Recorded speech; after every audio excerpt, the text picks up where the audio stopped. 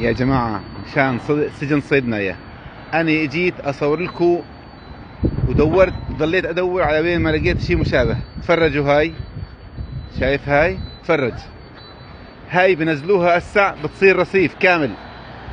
سجن صيدنايا، شايف هاي